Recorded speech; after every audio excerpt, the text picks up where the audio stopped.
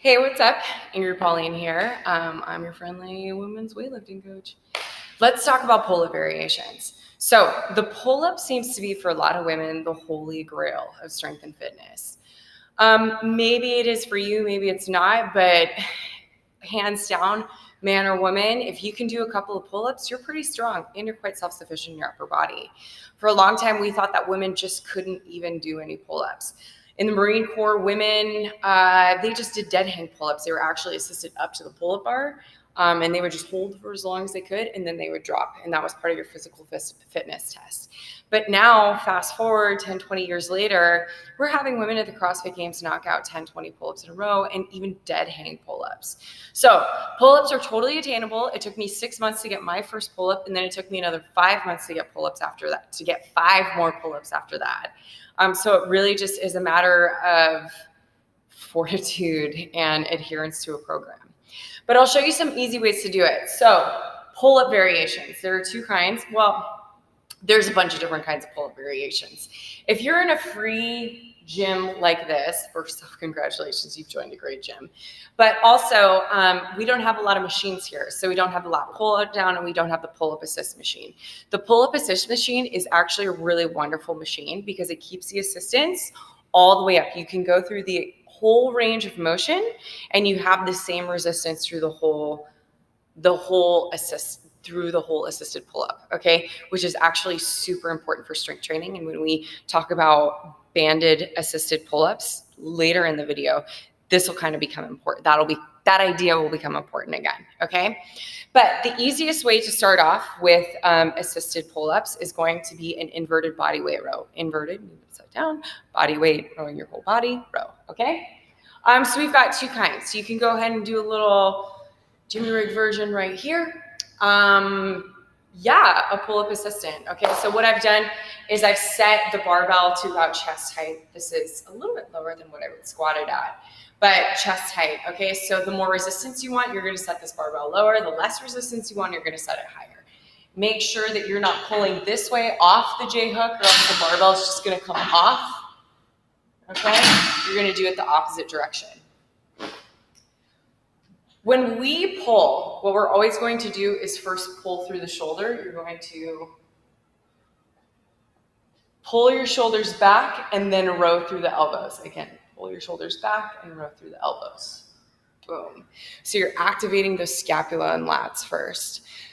This is super important because when you row the other way, you row elbows and then shoulders, or sometimes just elbows. What you're doing is you're using super small muscles to hold up your whole entire body. And that is the fastest track to elbow tendonitis. How do I know this? I've treated elbow tendonitis and I've had elbow tendonitis, and it's all because of crappy pull-up techniques. Okay? So first through the shoulders, then through the elbows. All right, so we're gonna execute like this. There we go, so shoulders about, hands about shoulder width apart, come underneath, boom. Okay, again, you can also do a nice little variable technique like this. I'm a fan of this technique. It doesn't look really, really cool, but it's a good one, okay? So you just come down once you've kind of graduated from these inverted body weight rows. Just go ahead, set your butt on the floor, and pull up.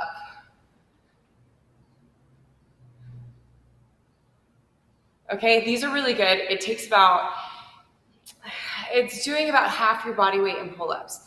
These are super good because the resistance, the amount of assistance is completely consistent through the whole movement, and you're practicing the whole movement. We got another one called the ring. Inverted body weight row. You can also do this with a TRX setup, okay? Again, same thing, like this. If you want more resistance, you just walk your feet farther forward, boom, and it's a little heavier, all right? That's more of a row than a pull-up.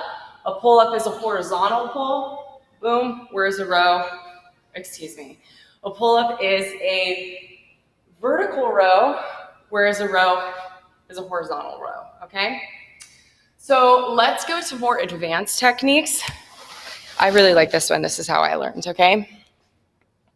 So we've got our pull-up rig right here. And what we've got down here is a bench or a box or somebody holding your feet, okay? But basically what we're gonna do is we get up on the pull-up bar, and then we put our toes, tops of our feet, right on that box, and then we can delegate how much assistance or resistance we actually need. These are also really good for negatives. So you come up and slowly come down.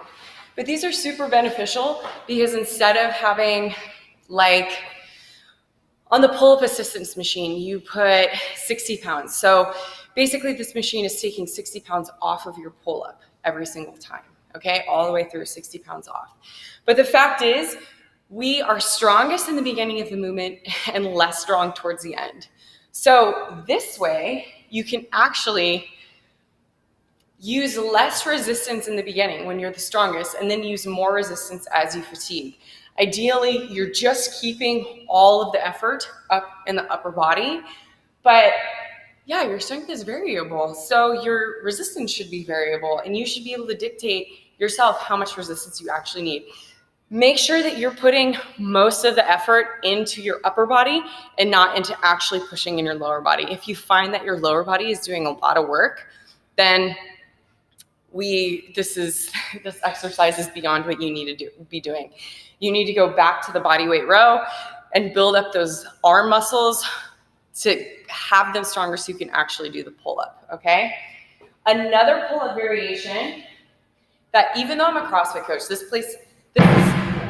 variation is super popular. Here's why I don't like it.